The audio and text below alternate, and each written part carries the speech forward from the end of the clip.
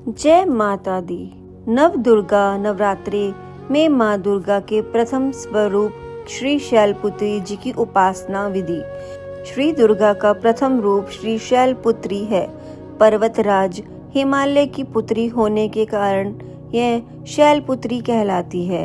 नवरात्रि के प्रथम दिन इनकी पूजा और आराधना की जाती है।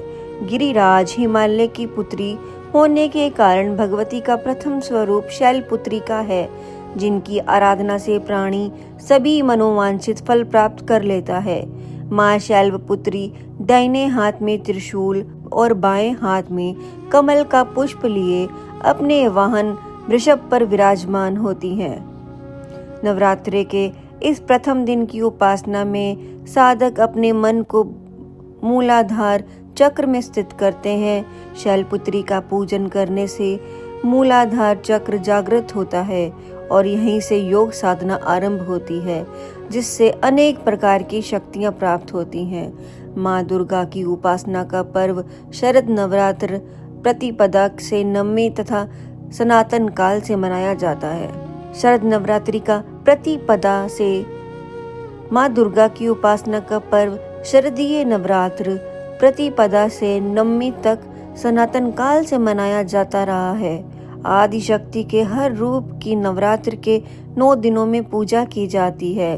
अंततः इसे नवरात्र के नाम से भी जाना जाता है। सभी देवता, राक्षस, मनुष्य इनकी कृपा दृष्टि के लिए ललायित रहते हैं। यह हिंदू समाज का एक महत्वपूर्ण त्योहार है, जिसका धार्मिक, आध्यात्मिक, नैतिक, सांसारिक इन चारों ही दृष्टिकोण से काफी महत्व है। दुर्गा पूजा का त्योहार वर्ष में 2 बार आता है, एक चैत्र मास में और दूसरा अश्विन मास में। चैत्र माह में दुर्गा देवी की पूजा बड़े ही धूमधाम से की जाती है, लेकिन अश्विन मास का विशेष महत्व है। दुर्गा सप्तशती में भी अश्विन माह के शरद नवरात्रों की महिमा का विशेष किया गया है। दोनों माहों में दुर्गा पूजा का विधान एक ही जैसा है। दोनों ही प्रतिपदा से दशमी तिथि तक मनाए जाते हैं। माता शैलपुत्री की कथा। एक बार प्रजापति दक्ष ने एक बहुत बड़ा यज्ञ किया।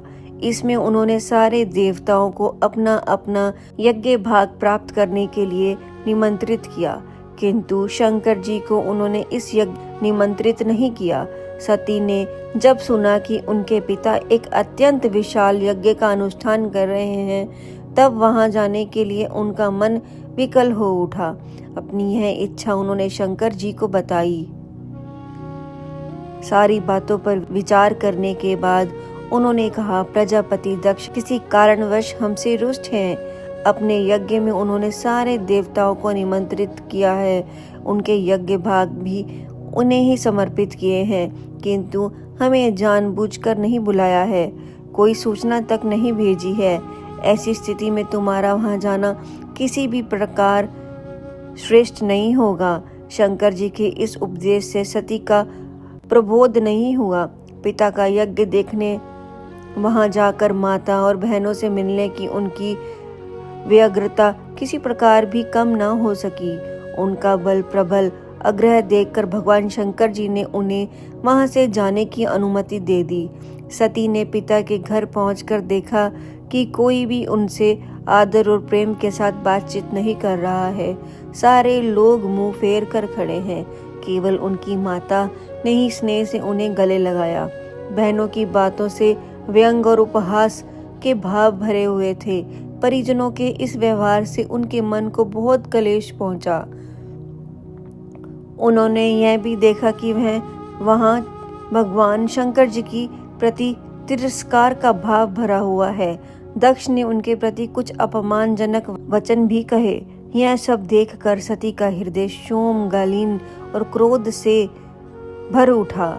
उन्होंने सोचा, भगवान शंकर जी की बात ना मान, यहाँ आकर मैंने बहुत बड़ी गलती की है। मैं अपने पति भगवान शंकर के इस अपमान को सह न सकी। उन्होंने अपने उस रूप को तृष्ण वही योग अग्नि द्वारा जलाकर भस्म कर दिया। वज्रपात के समान इस दारुण दुखद घटना को सुनकर शंकर जी ने क्रोध हो अपने गणों को भेजकर दक्ष के उस यज्ञ का पूर्णतः विध्वंस करा दिया। सती ने योग अग्नि द्वारा अपने शरीर को भस्म कर अगले जन्म में शैलराज हिमालय की पुत्री के रूप में जन्म लिया। इस बार वह शैलपुत्री नाम से विख्यात हुई। पार्वती हेमवती भी उन्हीं के नाम है। उपनिषद की एक कथा के अनुसार इन्हीं ने हेमवती स्वरूप से देवताओं का गर्भ भंजन किया था। बोलो माता शैलपुत्री की जय। जय माता की।